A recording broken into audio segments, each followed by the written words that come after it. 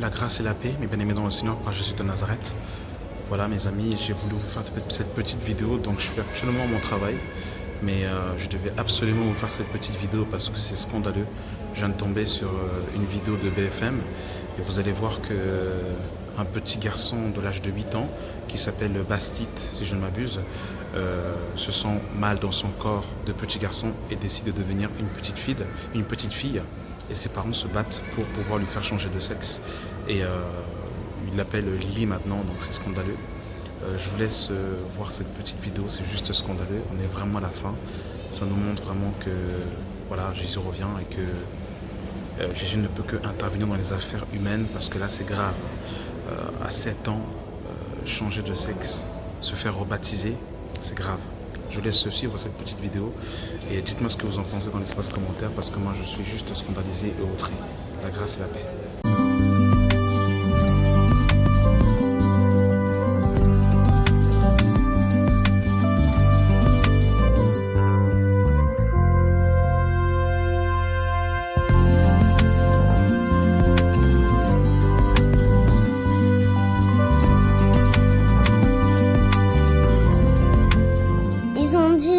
Je croyais que tu étais un garçon, donc du coup je leur ai expliqué que j'étais une fille, que j'étais née dans un corps de petit garçon mais je voulais être une fille.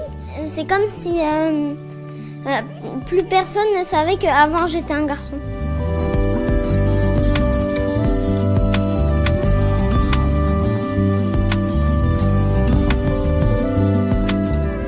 On l'a vu changer un petit peu l'année dernière. On s'est dit que c'est parce qu'elle a intégré une nouvelle école, donc on a essayé de la réconforter, tout ça. Et puis en fait ça a été crescendo. Et on s'est dit que vraiment elle allait pas bien quand elle nous a dit plusieurs fois par jour que sa vie était... Comment tu disais, tu te rappelles?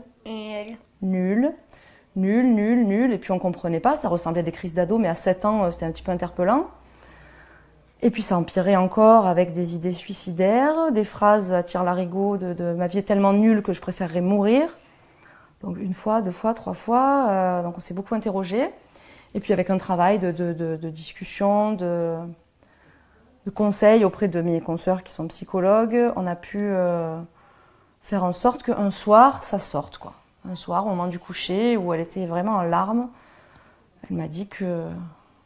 Le problème, c'était qu'en fait, elle n'était pas un garçon, quoi, mais qu'elle était malheureuse d'avoir un corps de garçon.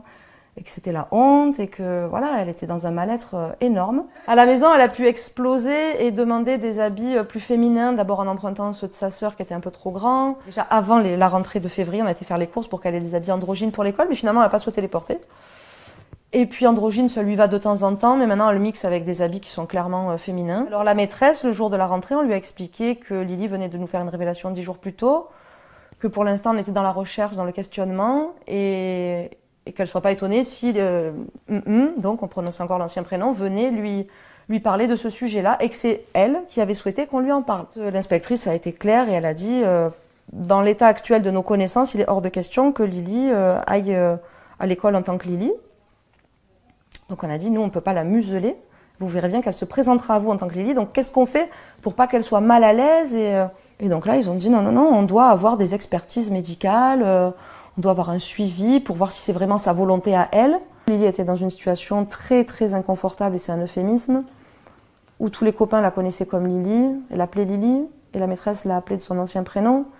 Donc à la récré, les questions ont fusé. Mais t'es qui? Mais t'es quoi? T'es une fille? T'es un garçon? Donc elle a dû se sentir vraiment mal. On a fait une démarche auprès de la mairie de Carpentras, en tant que représentant légaux de Lily, qui est une mineure de moins de 13 ans, à sa demande à elle. Hein. Donc on porte sa parole, demande de changement de prénom. On a déposé tout le dossier et on nous a dit en mairie, l'information qu'on a, c'est que la prochaine commission pour ce sujet-là ne se tiendra pas avant le 15 septembre. On n'a pas réussi à avoir le nom de l'officier d'état civil, ni la date de la commission, ni qui siège dans cette commission, on ne sait rien. Si l'officier d'état civil refusait, ce serait le dossier, il l'enverrait directement au procureur lui-même, c'est la procédure habituelle. Et d'après ce qu'on nous a dit de la loi, il serait obligé d'accepter le procureur parce que c'est en conformité avec la loi, ce qu'on demande.